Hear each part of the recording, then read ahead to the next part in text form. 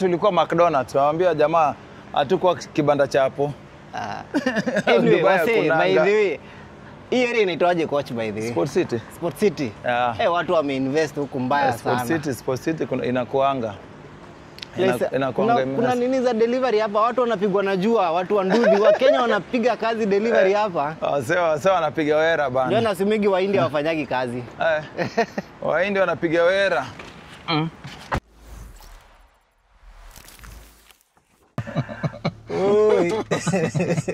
Maisha.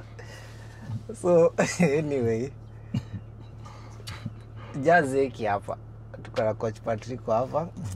Tumekuja kutembea Dubai. So nataka tupige story kidogo. Goliath wa Bungoma anaitanga ni Poshkayeng. Dubai anaitanga aje? Budai tuko amekuja kutembea Budai. Amekuja kutembea Budai. So tuko na coach Patrick kwa Poshkayeng yake hapa. Nataka tupige story by the way. Na kwa hii gari kuna kitu nimenotice. Hii gari inaweza jiendesha by the way. Inajua nyumbani. Unasikiaga zile dogi za Nairobi zinajua na kina Bosco zinajua nyumbani. Ama ukienda Ocha unaambiwa hizi mambuzi na ng'ombe zinajua nyumbani. Zinajua boma. So anyway, so tumekuja kutembelea Mr. Coach hapa Budai. By the way, kumekuwa na maishu mingi kwa street. Nikiangalia TikTok yako unaongelea inaitwaje Amnesty. Unaongelea wasichana makadama wa Saudi. Unaongelea watu entertainment kumisbehave. Yani kuna negativity mingi, la watu wanasahau kuongelea positivity. Na tukiangalia wewe side yako unaendesha gari inajiendesha.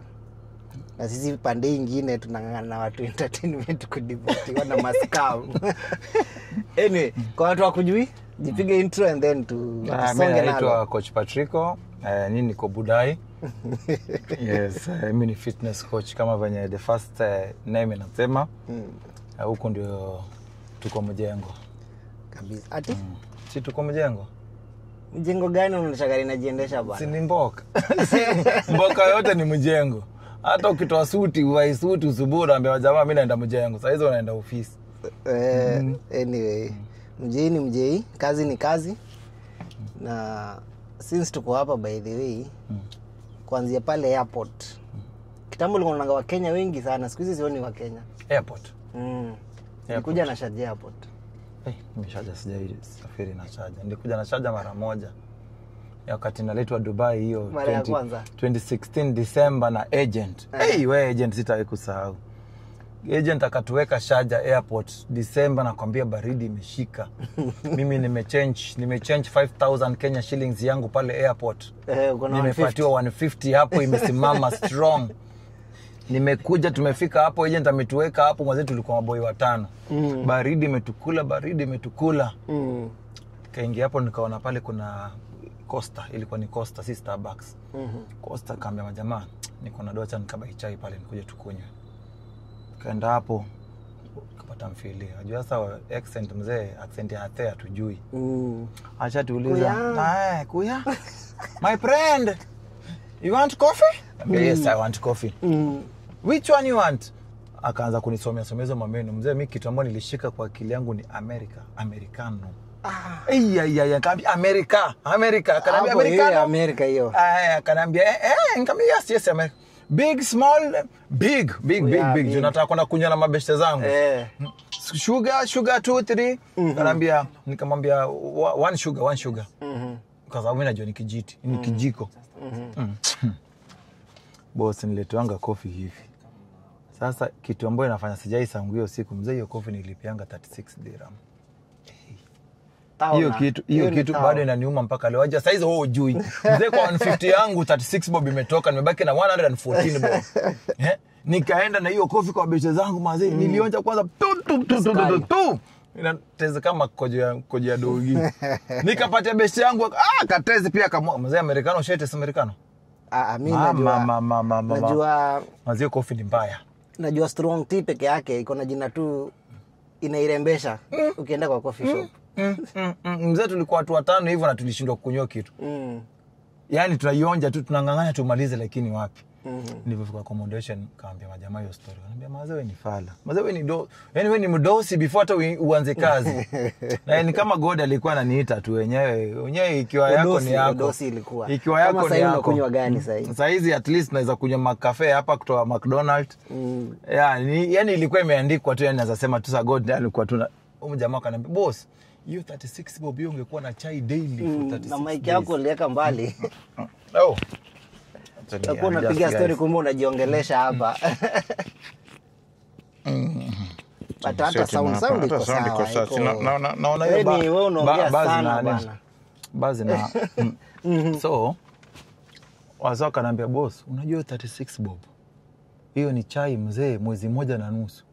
Umeharibu mazee bob. Mazee ilinipiga depression hiyo 36 bob nikiimagine baki na 115 kisha huko, lakini uzuri na hiyo time tulikuwa tunabai, kisha kampuni ikakuja katupatia advance salary so mbili. Nikarudi kwa mdosi tena. Hiyo sitawahi sahau hiyo time. Na hivyo ndio life ilianza sasa. Hapo ndio ilitukaribisha Budai. But Budai, by the stories zako zimekuwa mingi kwa channel yako pale. Channel yako bado by the umetulia, sikuoni ukipost. Oje, channel yangu ya kwanza since ya kiwa ile nilikuwa na almost 70,000 subscribers. Ili nilirudisha morale. Sasa from your time nikakuwa tu badal tu na YouTube. Nikafungua nyingine yenyewe watu ma subscribers wakakuja. Niko na karibu 12,000 subscribers but sasa pia time job imekuwa mob. Unajua YouTube si kama TikTok, nataka kwa dinga hivi ni bonge na ni post hiyo roto na yeye. Inataka mtu kitu as and decent. YouTube lazima thumbnail, lazima ufikirie title, lazima TikTok na posting hata bila title saa zingine. Na itaenda. Na watu watasikiza. Unajua kama tushakuzoea, following yako imekuzoea na the kind of content unafanya, you don't have to sugarcoat it. Yeah, true. Mimi naongeanga dakika 5-10 na nimeachilia na nimeenda. Unajua kazi ya YouTube. YouTube iko na kazi. YouTube iko na job sana. But watu wanajituma. Unajua kuna time nimeona umegift huyu mrembo anaitwa nani huyu? Huyu aliachwa na Trevor. Mungaivu. That time ile time akianza sasa ndo alikuwa amekamkam. Ile time akijaribu pia hata jadi kuimba. Nilikuwa namsupport tu kama mgaldem mwenye anajituma, amejaribu kumjuu. So na mimi kumuona mara ya first Rubest yangu King Kenon, alikuanga hiyo time Kenon alikuwa manager Willy Paul na so najamii Willy Paul ni arifi yangu. So mara ya first kuona munga hivi na wana record kwanza ilikuwa ni simu na kale kama ikakushikilia hivi. Na icheki. So nilipokuja huko sasa nishindo na hii kamera nilibai na niko tu kwa hao. Inalala na dunao nini. Si nisaidie nao mtu ambaye inaweza mletea unga kwa meza. Nenda mtaani nikampigia, nilimtafuta tu through Kenon. Kampigia yeye na akiwa na Trevor. Kujia ni kamera bana. Na hivyo ndio walianza. But niona uko na roho ya kusaidia coach, by the way hata ulijengaga mic. Kuna mic natumia but hata mimi ni nda gift mtu nayo. Unaambiwanga a hand which gives is a hand which receives. Yeah. Ukiwa mkono gamu, lakini mkono gamu naye ni muhimu. Saa zingine ni muhimu. Naona by the way advocate kwa hizi stories za black tax. Mtaani unapata kuna kabishtaka anakuambia tuma ya jaba, kuna mzazi anakuambia sijui kuna tuma sijui mbuzi limeza panga. Vitu kama hizi by the way una advice giwase na Leon ukiadvocate hebu ongelesha mavijana mtaani. Mimi naambia tu hivyo, mimi ukiwa huko wewe kubali hiyo jina yako yenye utakuwa umepatiwa. Unaitwa John Cena. Hiyo jina naye mimi kuanga nimeikubali hata nikitaka kuwekewa kwa ID mniwekee tu but what you have to do ni achieve what brought you here. Wewe umekuja huko na goals zako. Kuna mtu atakufanya wewe ndio goal yake. Those are two different things. These people back at home, whether unatuma pesa ama utumi, at the end of the day watakula, wakunye, walale. Watoto wao wataenda shule. So saizi juu wewe umetoka umekuja huko sasa unapata sister yako kazi yake ni kuzaza kama panya huko. Watoto watatu, babi wala different, hakuna mwenye anataka kuchukua responsibility. Sasa mkora anaanza kuchezea zile ma emotional blackmail. Nataka sasa nikufe hapa na watoto wangu. Unataka sasa nikufe na njaa na umwatumia tu. Wewe saa hizo unapiga wera yenye unalipwa tao mbili. Umejaribu sana umemtumia 20,000. Yeah? Maade umemtumia 20, umetumia 20 at least ndio wewe pia baki na kitu ya kusave pia wewe, ya usibaki mkono mtupu. Hao anataka hasa kukule salary yako yote. Wewe hata baki huko kwa unatembea na panti moja na suruali moja imetoboka, unashinda tu umeishona kwa room kama umejificha. Hiyo ndo raha yao. Wakiona tu wewe life yako imestop, But yao huko wanapiga sherehe na pesa yako vibaya sana. Mimi kwanza mukasirikanga watu watumianga mabrodo. Usiwahi tumia bro yako pesa. Bro ni watu wengine useless kabisa. Ndio naona by the way una advice watu poa sana. But mimi nikiangalia pale social media budo unajenga madhako ama madhako anakujenga. Either way kuna mtu anajenga mwingine hapo kati ya nyinyi wawili. Mokoro wangu mimi naye siwezi kata mimi umjenga. Na but na mimi ndio nikuja kukujenga, that means kuna value ame add kwa maisha yangu sana. Apart from kunizaa kuna role kubwa sana huyo Mokoro amecheza kwa life yangu. Mimi hizi ma project zangu zote. Yeah. Ni Mokoro na oversee. Mimi saizi nikikwambia saizi hapa nikuoneshe tu transaction mimi natumianga Mokoro per month. Ni karibu nusu mita every month. Na si hati ni zake. Yeye amepata ile 40 yake, 40,000 yake yako sawa. Alipi rent. Alipi rent ni mashughuli tu za hapa kule. Hiyo 40k si hata nakula yote. Tuko na wafanyikazi pale wanalinda boma, wanalinda mang'ombe, tuko na mambuzi, tuko na watu wa kulima. Tuko na vitu mob. Yenye unapata hata hizi do zote labda hata tumia kama 20k. 20k nyingine tuko na makuku pale zinataka chakula na nini. Zote zinaenda pale but at the end of the day vitu zako zimeenda unataka. Saizi si nimekuonesha Mokoro ako jiji saizi. Mokoro akiwa jiji saizi niko sure ameenda pale ameona wa junior wangu. Ameona kuna mtu akaniuliza historia tunakaaje huko na wife na wa junior kwa mtanta kujibu. Kuna by the way uliona online. So as in ako flexible, yani ni mtu anaishi na raha. Unajua Mokoro wako akiishi na raha ndio vitu zako zinafunguka. Normalize guys, normalize kutumia Mokoro hata kama ni thao, hata kama ni punch. Ile tu haja kuuliza wewe msurprise tu nao. Unajua vile anatemeanga hiyo pesa mate. Na anapiga tu. Wako. Mungu amzidishie. Mungu amzidishie. Lakini usikue tu ngati sana pia paka kwa places kama kwa wazazi. Wazazi kuna pia wengine wenye waweza kuwa nagging too much mpaka wametu kwa block wenye kwa nawaambia. But kuna wengine pia they want better things for you. But still kuna wazazi ambao wanakasa watoto wao. Kuna clip niliyekanga mzazi akikasa msichana wake vibaya sana kwa sababu amemtumia 15k. Sema 15k atafanya nao nini? Na mtoto wako na demo ako na mtoto mmoja tu au mwenye anakana madhaki. So na vitu kama hizo ndio vitu zinafanyanga naambianga chukua mtoto peleka kwa children's home, pale unalipa 10k au wengine wakubaki block kila mtu. Simple. Na watu kuna dem juzi nimecheki online akishare story. Wa Saudi tu. Mostly I think inape kwa madem. Kwa machalini kidogo. Maybe machali ucheza na mabibi. Machali kitu watu ambao wachezanga nao sana. Ni juwesa wewe ulienda ukapatia dem fulani huko mtaa ball sasa ushaanza kumuita bibi. Unamtumia mshahara wako 3/4 anaenda nakula na anarombo sana maboi huko. Wewe uko huku kuna time ya baby ya kupiga. Wao wanajua anakuambia mzee hii time niko busy. Wao unalipia mtu rent, unalipia ninja rent huko na anakujanga kwako daily. Alafu kisha unajipata umekaa huko miaka 3-4 unaenda mtaa unapata demu kumbe alishaza hata mtoto mwingine. Kuna kesi niliona kama hiyo. Sasa unaanza kushikwa na depression, wewe unafikiria ati ilikuwa ameweka doa, ameinvest, ushatumia demu anakula jaba do kila siku una expect nini? Unaenda kumpata bila meno. So normalize kujisavia pesa yako peke yako.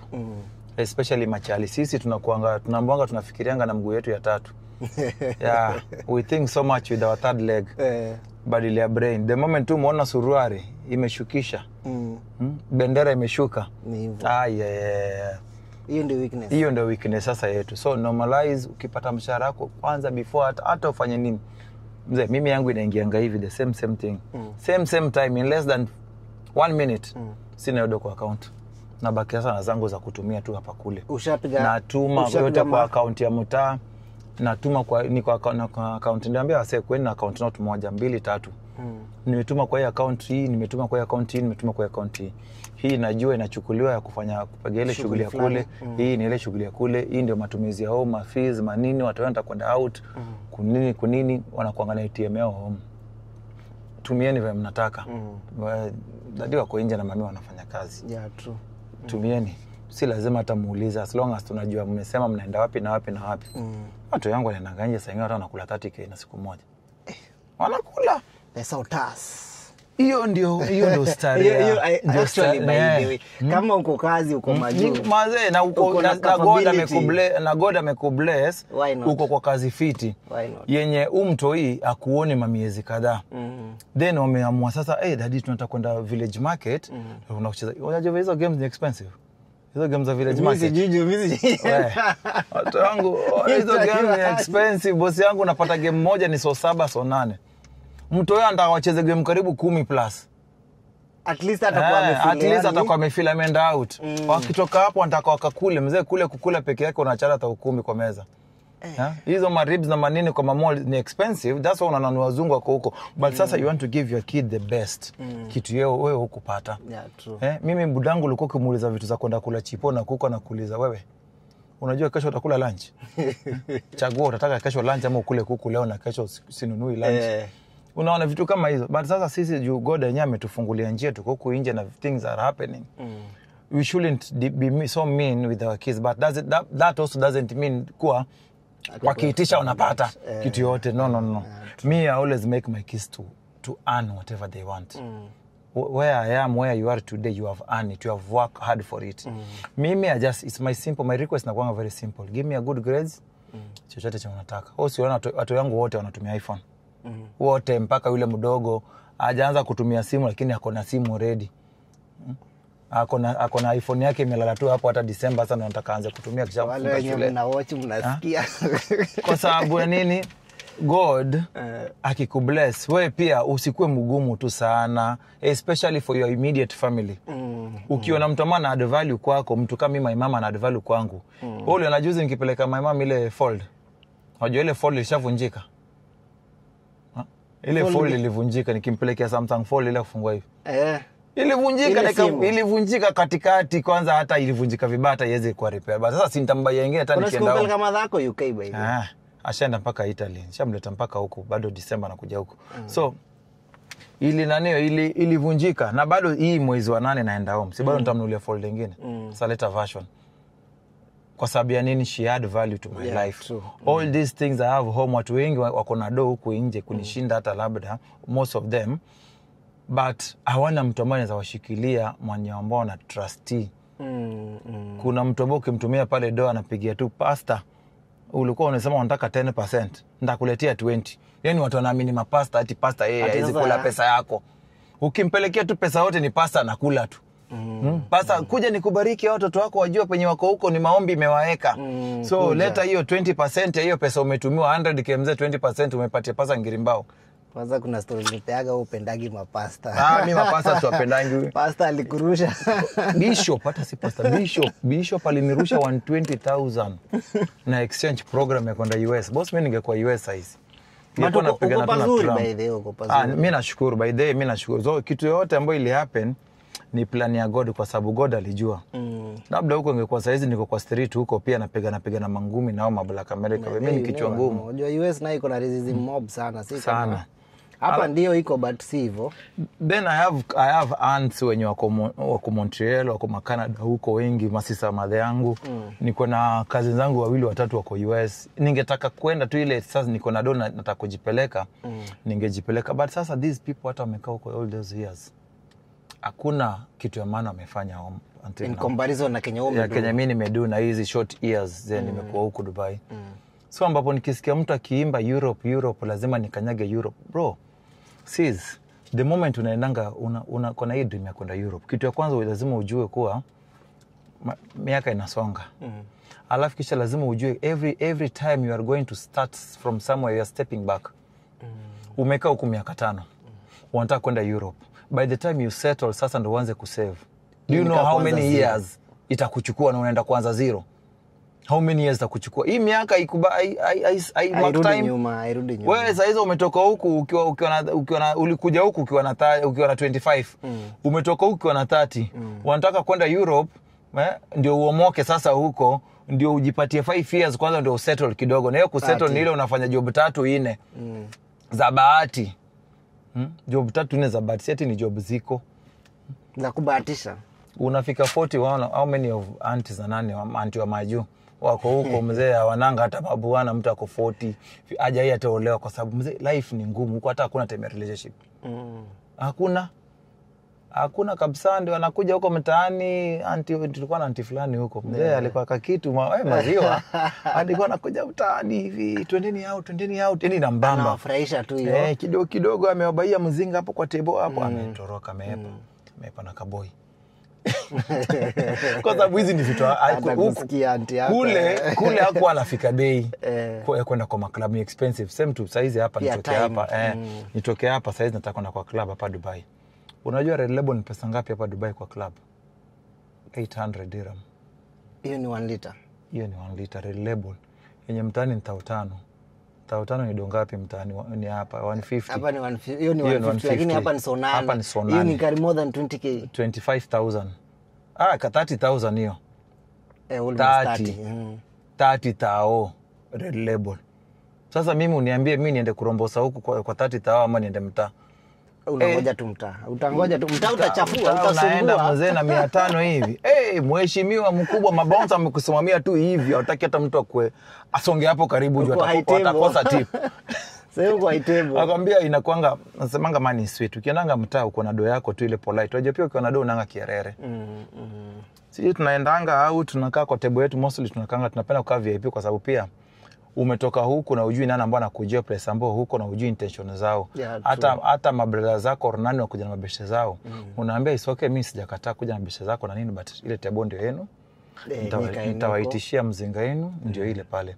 Kwa sababu you never know nani ambao unaitisha kwani. Si kila mtu mwenye ambao umemuita hati kuja twende sherehe hata anakutakia mazuri.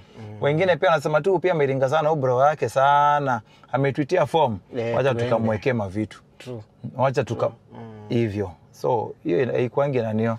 Afika kaa uko mtaana una drive wakati unaendanga pale sherehe. Place ambapo utapark, mtu asijue place umepark. Ndio mtu asikuwe na time ya kukungojea nje. Wewe utaningojea labda huko na nimepark huku. Sikwambii anaenda kufanya mambo yake kwa gari hapo. Sikwambii mimi naingia natokanga tu nje kama nimeingia kwa dinga na umeenda hata mtu ajue umepark wapi. So hizi ndio kitu moja uzanga maboy sana maboys hizi sana. Mademu kwangu na hizo mashobi sababu mademu utapanda out na mabrother zake. Sisi tunakuanga na mashobi zile design leta mademu. Leta mademu. Tena kokote mademu wa Githurai huko nkula jaba meno zimetano yellow. Wale wako kazi. Wewe unafikiri wamekuja wale wajema wanajua kuseduce machali. Wanajua kuseduce machali. So wewe umeenda show off. Umeshapiga mabelingi zako hapo mzee unang'ara hizi zimeshuka. Hizo ndo na target. Shani na mimi nikivanga mabling wani. By the way bling. Nilizivaa hizo enzi zao. Watu ambao wananijua mzee na jina yangu ya mtaa watakwambia mimi naitwanga mimi na mtaani. Mzee nilikuwa mpaka na meno. Nilikuwa nachafua mabling kwa na makoto huku. Lakini miaka nayo imesonga. Miaka imesonga saa hizi. Mzee nakwambia 38 saa hizi tunazeeka. Saa hizi nishakuwa father. Ile kuna mtu anakuita kijana. Kuna mtu pale saa hizi ananitegemea bosi yangu. Hii si zile enzi. Saa hizi hata ukinikanyagaje kwa kiatu yangu ya white nakwambia tu boss, pole. Na mimi ndo nakwambia pole. Pole boss, pole. Si kupenda kwangu unikanyage. Nimesema sorry. Wewe kuna story niliona ukiongelea jamaa alirudi mtaa, alikuwa entertainment. Ukasema ebu mind msee mnakaa naye, msee unakalishana naye kwa ndege. Hizi stories zako unatoa gapi na zinakuwa ni true ama ni? Hizi story most of the time unapata si ni watu wa social media. So ukienda wakati una peruse pale kwa Twitter, pale kwa YouTube, hapa tu kwa TikTok, unaona stories za watu, unalisa, unakaa chini. Mimi siangaliangi most of the watu wanajua mimi ni hard pale nime double tap video yako ya dance. Hizo napitanga ni kama hata sizioni. Mimi natakanga mtu ambayo unani-inspire kitu ambacho naweza kaa chini ni watch kitu yako niweke hapa wakati na drive. Hata kama si kuwatch but naisikiza for hiyo 10 minutes. Sasa hizi vitu za kudance hizo ni stage au hiyo ni time yao, ni stage yao. So hiyo content kuna watu ambao pia inabamba.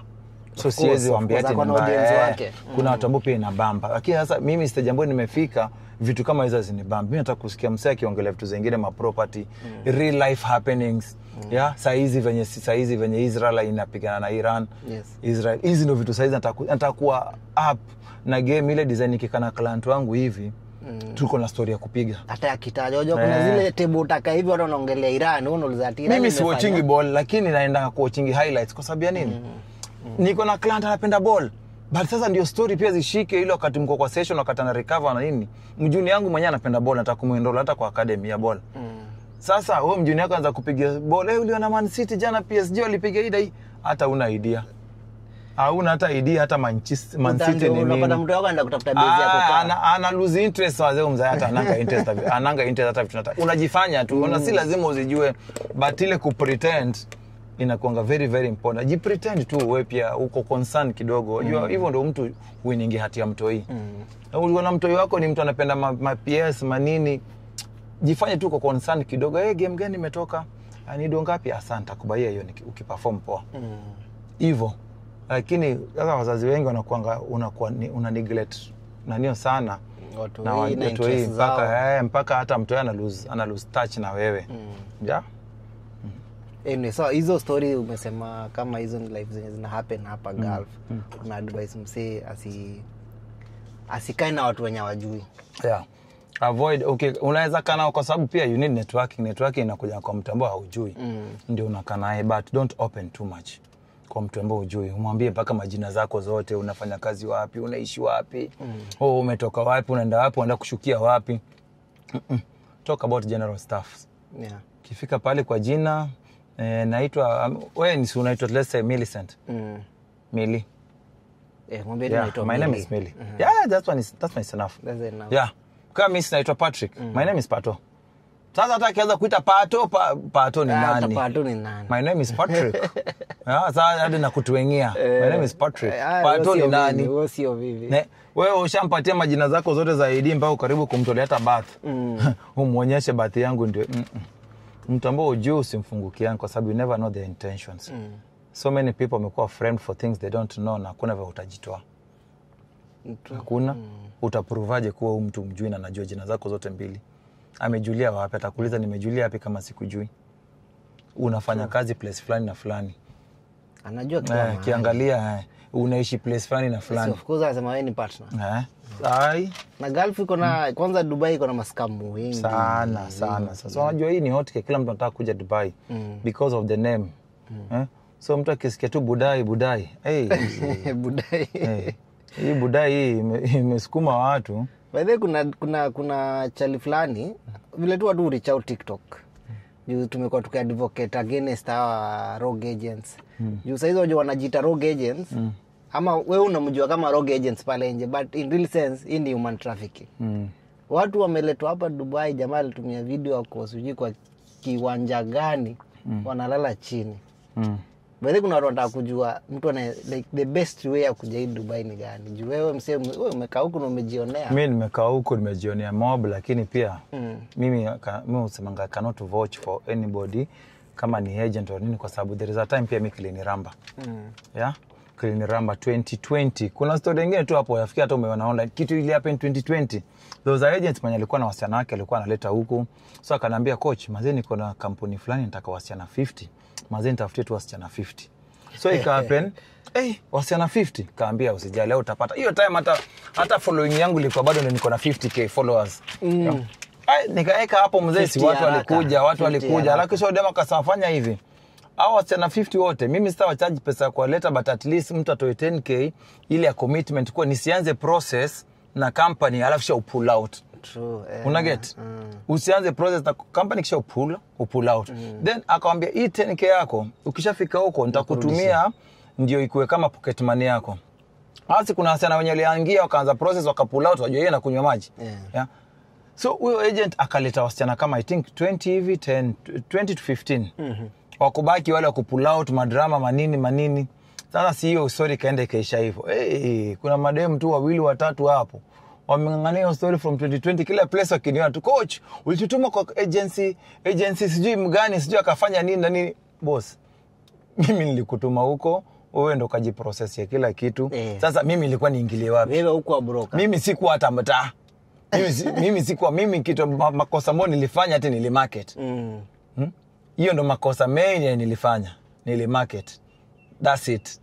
So from your time ya maana sana hapo si watu tuna market vitu ovyo. Mimi ushaona nikimarket. Kuna shamba liko na market juu ilienda aje. Sasa ile ilikuwa wale walinikuta kwanza nikiwa mtaa. Walinikuta nikiwa mtaa sio hiyo shamba tulikuangala mama. Wakaenda hapo wakatuita nataka kuwa ambassador nini na nini. Nikamwambia mimi kuwa ambassador jamii alipishanga do ya huko na charges yangu ni 3,000 dirham. Wakaangalia hiyo time 3,000 tukabageni nikakuwa kiso. Wakanipatia 50k down payment na tukapiga ile ads. Sasa ikakuwa sasa kulipa ile 50 bob nyingine, ile 50 nyingine ikakuwa tena stress. Nikamwambia boss kuna watu wa kufrustrate na do. Tafuta watu wa kufrustrate na piga hiyo nyingine alafu kisha tutakuliwa. Ambia boss mimi sifanyangi hivyo, mimi napiganga upfront. Na pia from hiyo siku sipigangi nani zote za mashamba. Sasa hizi ads ambazo utaniona ni either bank imekuja inataka kufungua account huku, Sako inataka kufungulia watu ma account ya kuwasaidia kubai mashamba na kujenga vitu kama hizo. Na pia lazima by the time nikae chini hata na kufanyia ads kama hizo, lazima nijue credibility yako ni gani. Yeah, true. Yeah, watu wagani ambao umewaka nao, nani ambao umesha succeed ambao unaweza ni refer mwenye wako hapa na nataka proof of papers pia. Naambatana picha ndio as in niko very skeptical saizi kupianga mtu ads. Saizi nitakupiga hizi maads ya chipati manini hizi kwa sababu hizi hazinanga uso. Lakini place ambapo pesa ya mtu iko involve, mtu aende kemita yake pali kunywa maji na ni saving yake miaka 5. Imagine Mtu atakukasi wewe mpaka na wajukuu wako. Atakukasi. So hizo niliachanga kabisa completely kwa sababu hiyo dem from hiyo time, imagine hiyo time mpaka leo bado inanihaunt hiyo kitu. Time ya corona venye vitu zikuja zikaribika. Kwa utapata mtu bado atakuja online, mimi na ignoringi. Mimi naweza kama kuna mtu kupata attention yake ni ngumu. I don't give such people attention. Kwa sababu the more unapatia attention, the more naambia talk more. Talk more. The more na ignore, the more najiongelesha, the more they give up. Na saa hizo huyo mtu ni mtu yeye labda alikata process. Mimi siku hapo. Mimi nilikuunganisha na ukaenda. Umekuja hapa sasa, wewe piga interview yako, fanya process yote hizo training, ukimaliza utasafiri. Mimi si huko. Wewe ndio utabageni na wewe watu ambao wanaona kwa ground. Yeah, true. Yeah. But sasa unapala kama pale doa kuna majamaa wametupo na madam fulani. Sitamtaja hapa for now. But nasikia madam alihepa hapa Dubai akablokiwa na akaenda akafungua agency huko. Sasa hivi wase wametupu huko wengi sana na tunatry ku advocate hiyo human trafficking. But kuna kitu ilikama hapo juzi ya CS Mutua. After CS Mutua alitokea ndio rogue agents pia wakakuwa wengi. But sijui kama Dubai watu walikamkatana walikuja kidogo, niliona polisi. Niliona watu wameingia kampuni ya UCC. But hapa Dubai sijasikia. Dubs hakuna. Huko hakunanga hizo manani. Wajua hizo ufala zao wanaweza peleka tu countries ambazo ni rahisi kugrab makampani. Huko companies zinajua trade licenses zao kukansoliwa ni sekunde moja. Hapa kitu kama hii ambayo imeinvolve inchi. Hati ni government officials wamekuja huko wamefanya hii na hii kisha makarao wakuja wapate watu 2, 3, 4 kwa street. Hiyo kampuni ambayo ikuleta wana cancel trade licenses zao. Na wajua trade licenses yako ikikansoliwa, kama uko huku huwezi exit, kama uko kule huwezi kuja na hutawaifungwa any business under your passport yako na ID yako huwezi forever. So hizo ndio vitu hao wasio ogopanga huko kwa sababu hutawahi kufanya collaboration na mtu yote, watu wanaogopa. By the time nifanye collab na ya biz lazima nitakuitisha document zako. Lazima nika verify kuwa hizi document they real. Na nikienda nikifanyanga wanaitangaje hiyo attestation, kuna vitu kuna venye wanaitanga nimesahau. Wakienda wakiangalia documents zako kama ni legit na nini watapata ziko na error. Sikiwa na error mimi sitafanya business na kwa sababu what if tuchukue pale building kama hapa tuweke ni shop niweke tuandike ma checks hapo, check ya kwanza go through, nitajuaje kama zile za kubaki 3 4 kama tumelist for 10 years ni bouncing checks. Then mimi nashikwa na kesi siwezi kutoka airport, unapigwa travel ban. So kuna a lot of cases huko, kuna a lot of strictness huko kidogo kitu napendea, lakini bado kuna tu watu tu succeed kulua Kenya kulua seo huko kwa street. But pia mimi uzabanga most of the time ni watu ndio watakangi pia kuuliza maswali sana. Usitegemea hata juu sasa kocha muongeje kitu sasa mimi nyinyi wote mtakuja inbox yangu mniulize ati unajua mtu anakujanga unajua hii agent iko huko River Road huko hiyo agency kadogo mtu anakuja coach unajua hii agency is it legit? Mimi nitajuaje ni legit? Aziandikwangi online kama ni legit ama si legit. Enda kwa portal ya wanajua NEA watu wa NEA, enda kwa portal yao, enda angalia hapo agency ambazo zimekuwa naniwa hapo, zimekuwa listed hapo, ambao wako na permit. Mingi zimekansoliwa but bado wana operate. Kwa sababu ya nini? Yeye hawezi kupeleka watu but ako na ofisi. Atatafuta watu then atumia aitishe commission kama yule mjamaa anataka 100, aitishe 150, anakula 50 kisha anasukuma kwa yule agent sasa mwenye job. Yeah. Sasa unapata yule kule inagonga mwamba, yeye ashakula hii pesa, hawezi kurudishia, ndio mnaanza kusumbuana. Na hakuna place utampeleka by the way. Jua hawa sio wanakuanga wajanja sana. Kitu ya kwanza saa hizo uko desperate hata uitishangi place ya kusign. Watu wengi uitishangi place ya kusign, uitishangi hata watu wako desperate in a way that akisikia kuna tu job, yeye anaenda tu hata anapatiwa receipt hata haina hata jina ya hiyo ofisi, receipt hata hajauliza hiyo ofisi is it registered, atauliza hizo mabarua. Siku hizi information online is free. Unauliza tu traveling agency registration inatakikana nini na nini na nini. Angalia AI kuna kila kitu. Unaenda inakuambia hii na hii na hii. Kienda hapo mimi nakuuliza hizo zote uko nazo. Nionyeshe. Na naangalia bado online kwa portal ya NEA.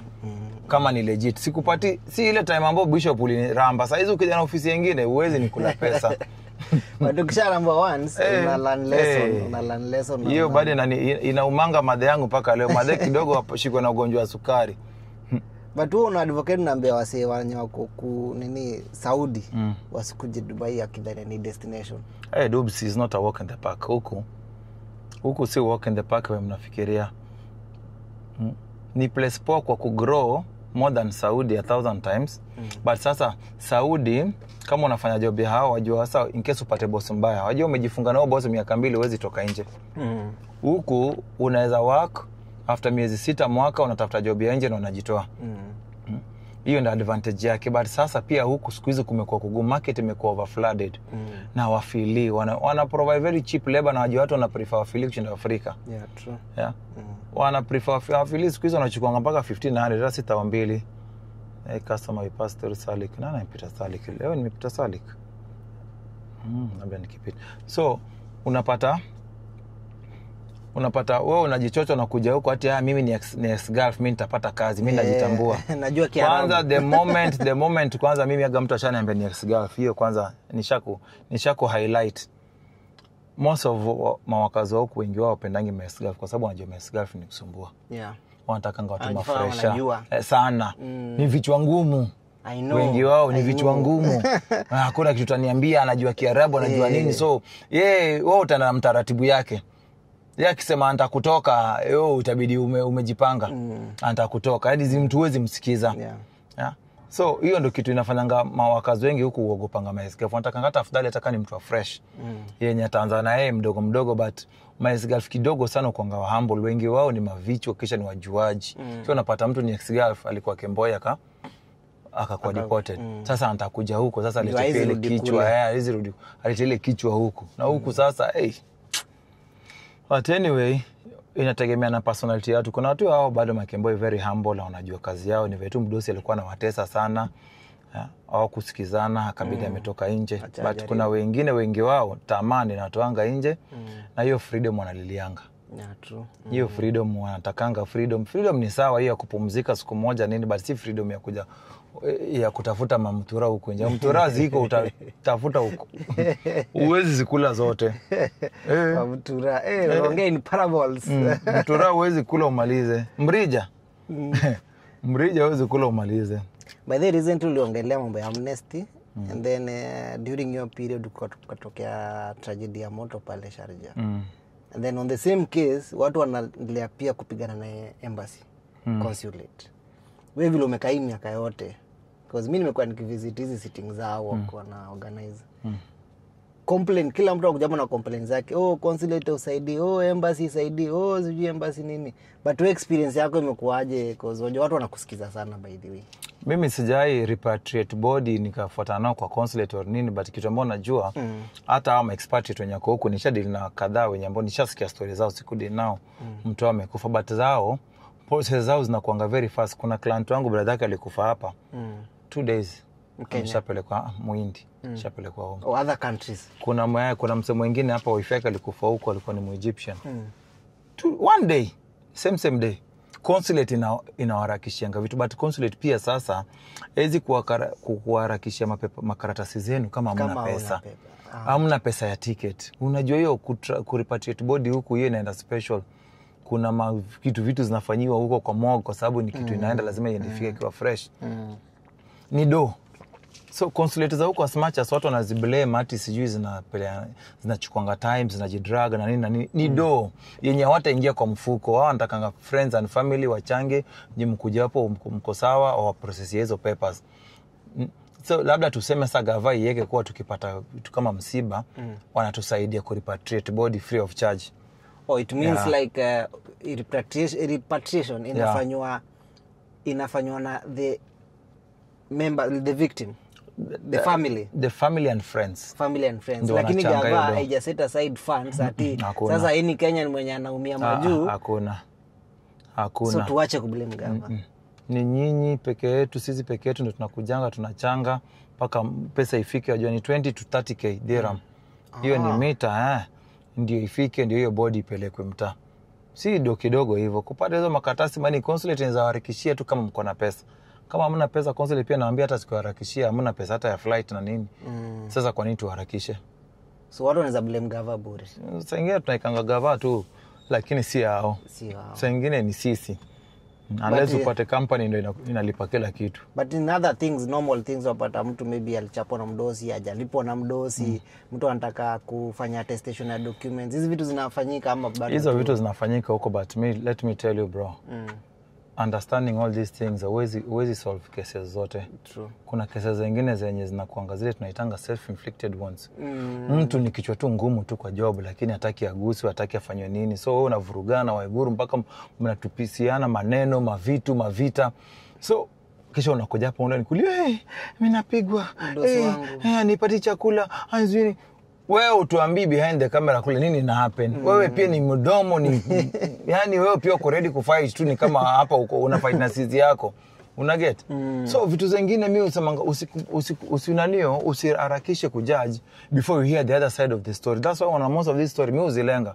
Kwa sababu hizi vitu zitakuestia. First of all, kila mtu hapa ako job. Mimi siwezi acha kazi yangu na kuja kusikiza kesi yako na mdosi wako. Mimi siwezi acha kazi yangu hati mdosi wangu amekatalia passport yangu. Hati sijui agent sijui amechukua pesa yangu ilikuwa nimemlipa ya kazi hajanipatia. Siwezi acha kazi yangu na kuja vitu kama hizo. Ni wewe ndio ufanye hasa before upeane hizi mapesa na nini. Piga research yako vizuri. Jua kuwa vitu kama hizo happen. Na ziki happen utahandle aje. Dubai polisi kama mapolisi wa huko. Pigia polisi, atakuja atakutuma place fulani hivi na hivi na hivi. Msichana kwa nyumba anateswa kwa huko UAE. Unamwambia fanya hivi, si upigie polisi. Polisi nimempigia.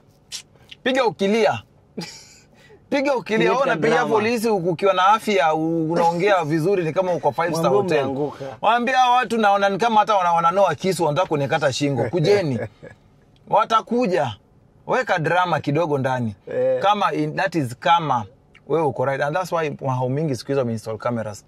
Kwa sababu unapata ngawa wasichana pia wanaweza kudanganyia vitu zingine pia. Si watu wote ni wazuri. Kuna wengine pia wabaya. Pia mdosi anahofia safety yake. Anahofia safety yake, anahofia sasa huyu msichana venye mimi ananijibu hivi na venye ako na hasira mpaka anataka kunipiga, naweza achaje mwachie mtoto. True.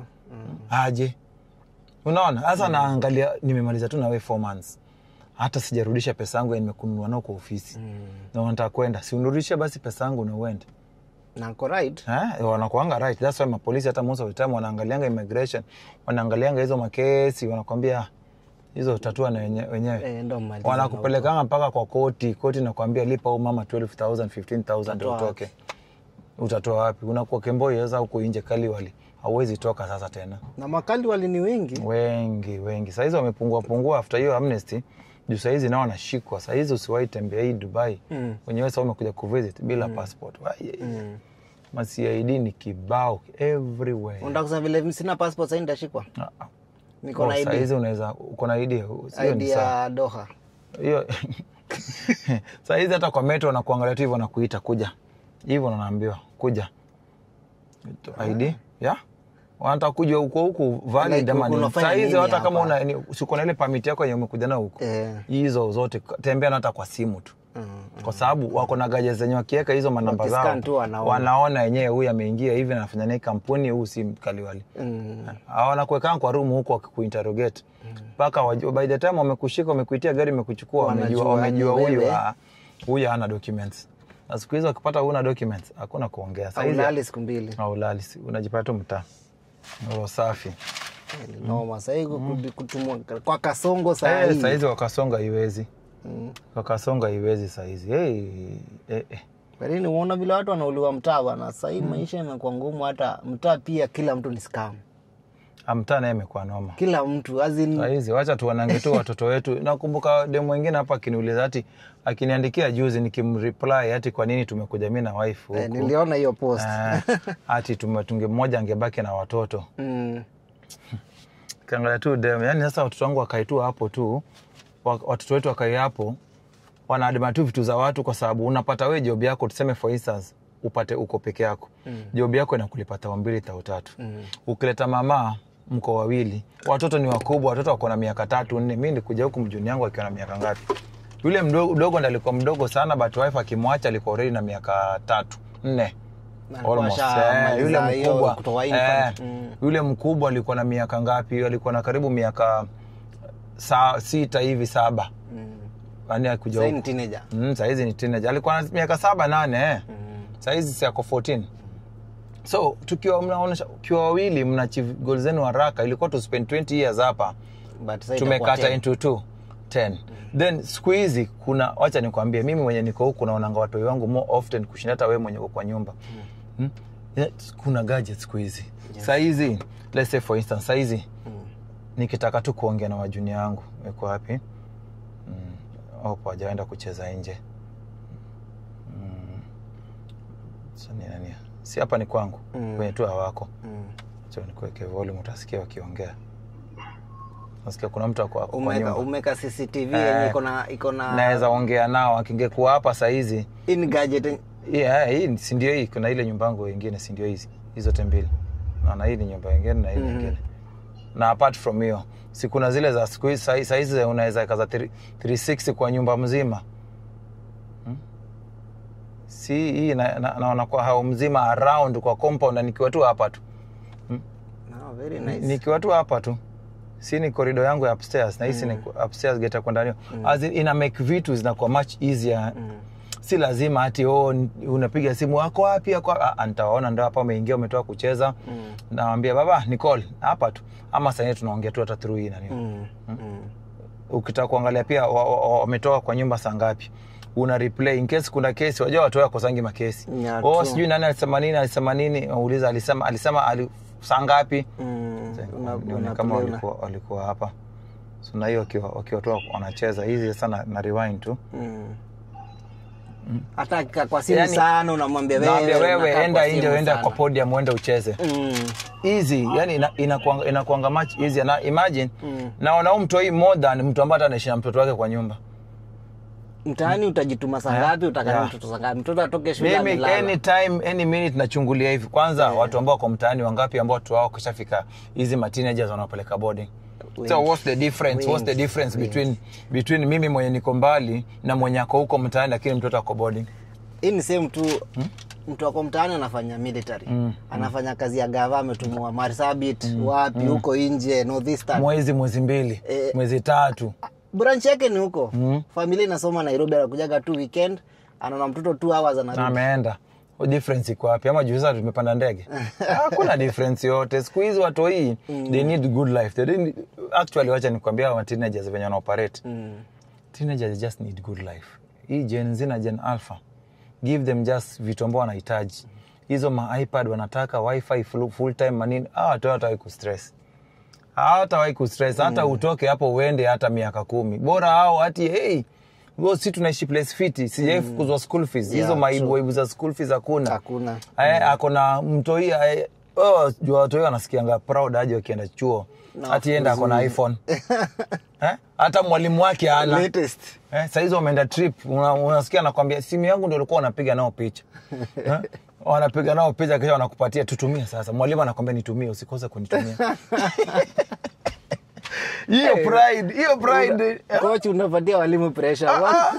Hiyo ndio kitu inafanya tuna work out, tuna work hard hapa nje. Ndio watu wetu wafeel kuwa ile absence yetu it means something. Iko na impact, iko na impact kwa life yao kwa wenyewe.